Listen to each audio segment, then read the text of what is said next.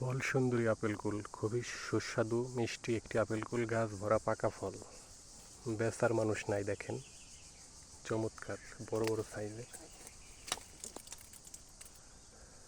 পাইকে দাগ বেড়ে যাচ্ছে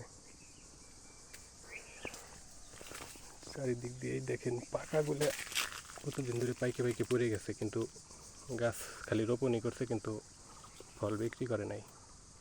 তো বিক্রি করলে ভালো একটা দাম এখনও পাওয়া যাবে আশা করছি।